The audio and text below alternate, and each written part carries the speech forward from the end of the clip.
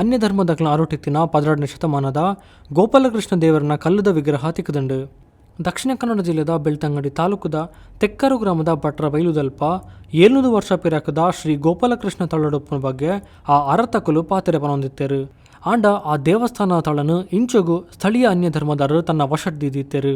ಈ ಅರತ ಜನ ಬೆಳ್ತಂಗಡಿ ಶಾಸಕ ಹರೀಶ್ ಪೂಂಜಾಗ್ ಸಂಘ ತಿಂತಿರಿಪಾಯರು. ತರ್ಕಾರತ ದಾಖಲೆ ತೂಪಿನ ಸಂದರ್ಭಡು ಆ ಅರ ಸರ್ಕಾರದ ಆರೋಪಂಡದ ತೆರಿಂಡು.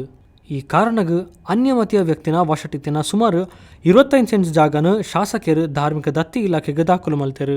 ಈ ತಳತ ವಿಗ್ರಹ ಸೇರ್ದು ನನಾತ ವಸ್ತುಲೇನು ಈ ಅರಟಿತ್ತಿನ ವ್ಯಕ್ತಿ ಪೊಟ್ಟು ಗುವೇಲು ಒಂಜಕ್ಕೆ ದಕ್ಕದಿತ್ತೇರು. ಈ ತರ್ಕದ ಅರತ ಬಗ್ಗೆ ತೆರಿನ ಜನಕುಲು ಶೋಧನೆ ಮಲ್ತೇರು.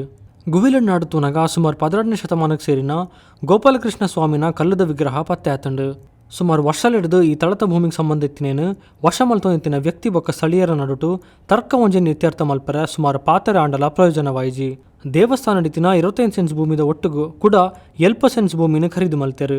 ಶೀಘ್ರಡೆ ಗೋಪಾಲಕೃಷ್ಣ ತಳ ಒಲೆ ಉಂಡು ಪಂಡದು ಸ್ಥಳೀಯರೈನ ಮಂಜುನಾಥ್ ಸಾಲಿಯನ್ ಪಂತೇರು. ಸುಮಾರು 700 ವರ್ಷ ಇತಿಹಾಸ ಇದ್ದ ಶ್ರೀ ಗೋಪಾಲಕೃಷ್ಣ ದೇವಸ್ಥಾನ ಇವತ್ತು ಬೆಳ್ತಂಗಡಿ ತಾಲೂಕಿನ ತೆಕ್ಕರು ಗ್ರಾಮದ ಭಟ್ರಬೈಲು ಎಂಬಲ್ಲಿ ಆರಾಧನೆ ಪಡೆಯುತ್ತಿದ್ದಂಥ ದೇವಸ್ಥಾನ ಕಾಲಕ್ರಮೇಣ ಭೂಗರ್ಭದಲ್ಲಿ ಲೀನವಾಗಿ ಅನ್ಯಮತೀಯರ ವಶವಾಗಿದ್ದ ಈ ಜಮೀನು ಇತ್ತೀಚೆಗೆ ನಮ್ಮ ಬೆಳ್ತಂಗಡಿ ತಾಲೂಕಿನ ಜನಪ್ರಿಯ ಶಾಸಕರಾಗಿರುವ ಶ್ರೀ ಹರೀಶ್ ಪೂಂಜರವರ ಒಂದು ಮುತುವರ್ಜಿಯಲ್ಲಿ ಈ ಜಮೀನಿನ ಹಕ್ಕುಪತ್ರವನ್ನು ಧಾರ್ಮಿಕ ದತ್ತಿ ಇಲಾಖೆಗೆ ಸುಮಾರು 25 ಸೆಂಟ್ಸ್ ಜಾಗವನ್ನು ಮಂಜೂರು ಮಾಡಿಸುವಲ್ಲಿ ನಾವು ಯಶಸ್ವಿಯಾಗಿದ್ದೆವು.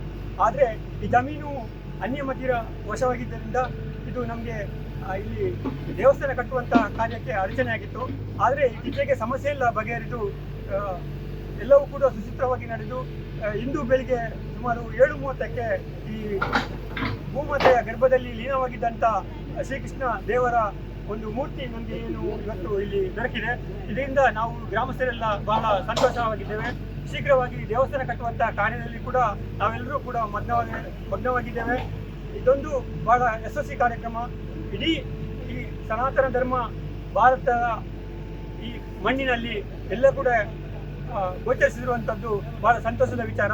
ಅದೇ ರೀತಿ ನಾವು ಇವತ್ತು ಭಟ್ರಬೈಲಿನಲ್ಲಿ ಈ ಬಾವಿಯನ್ನು ಏನೋ ಅವರು ಅಲ್ಲಿ ದೇವಸ್ಥಾನದ ಮೂರ್ತಿಗಳನ್ನೆಲ್ಲ ಬಾವಿಯಲ್ಲಿ ಹಾಕಿದ್ರು, ಅದೆಲ್ಲವೂ ಕೂಡ ಇವತ್ತು ನಮಗೆ ಇಲ್ಲಿ ನಮಗೆ ದೊರಕಿದೆ. ಶ್ರೀಕೃಷ್ಣ ಪರಮಾತ್ಮನ ನಮಗೆ ದರ್ಶನ ಆಗಿದೆ ಅಂತ ಹೇಳಲಿಕ್ಕೆ ನಾವು ಸಂತೋಷ ಪಡ್ತೇವೆ.